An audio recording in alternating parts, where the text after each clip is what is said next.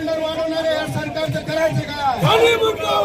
राहुल गांधी तुम संघर्ष करो, हम तुम्हारे साथ हैं। अरविंद चौहान तुम संघर्ष करो, हम तुम्हारे साथ हैं। मुर्दाबाद मोदी सरकार, मुर्दाबाद मुर्दाबाद मुर्दाबाद मोदी सरकार, मुर्दाबाद। अमित शहाचं करायचं काय? नरेंद्र मोदीचं करायचं काय? या तानाशाही सरकारचं करायचं काय?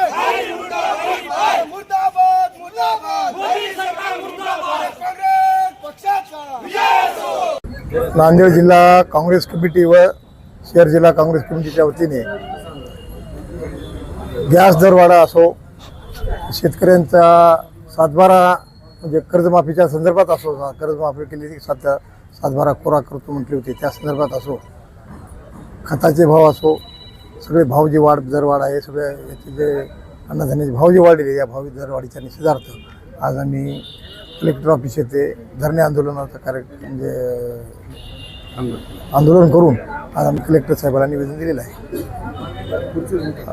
पुढची भूमिका अशी राहील की हे दरवाढ जे आहे या चुकीच्या धोरणामुळे, सरकारच्या चुकीच्या धोरणामुळे एक तर गॅस सिलेंडरचे दरवाढ झालीच आहे, गॅसचा तुटवडा आहे, गॅस ब्लॅकमध्ये विकायचा सर्रास धंदा सुरू झालेला आहे गॅस वितरकांचा।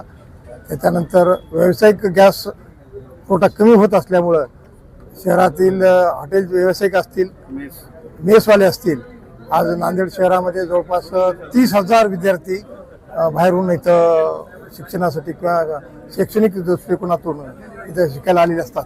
त्यांना जेवणाच्या बाबतीमध्ये सगळा त्रास होत आहे, गॅसचा पुरवठा कमी होत असल्यामुळं आज आम्ही कलेक्टर साहेबांशी या बाबतीत चर्चा केली आणि कलेक्टर साहेबांनी आम्हाला आश्वासन दिलेलं आहे की गॅस वितरकांना तर बोलतो हा झाला लोकलचा प्रश्न। सरकार हे भाजपचं सरकार हे एक तर कोणत्याही बाबतीमध्ये एक गंभीर आणि चोर सरकार आहे।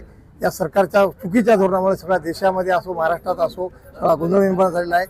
सोयाबीनचे भाव काही दिवसाखाली वाढवले होते, 500-700 रुपये वाढवल्याने केले, पुन्हा कमी केले आणि वेगवेगळ्या माध्यमातून ह्या शेतकऱ्याला मारक आहे, धंदेवाल्याला मारक आहे। हे सरकार आणि या सरकारच्या विरुद्ध ग्रामीण भागातील जनता असेल की शहरातील जनता असतील, सर्व समाजातील लोक असतील, हे सगळं कंटाळून गेले आणि या सरकारला निषेध म्हणून आणि येणाऱ्या काळामध्ये 29ला आम्ही या सरकारला खाली खेचल्याशिवाय राहणार नाही। आमचे नेते राहुल गांधी असतील, प्रदेशाध्यक्ष हर्षवर्धन सपकाळ साहेब असतील, यांच्या आदेशानुसार हे आज आम्ही मोठं आंदोलन नांदेड येथे केलेलं आहे।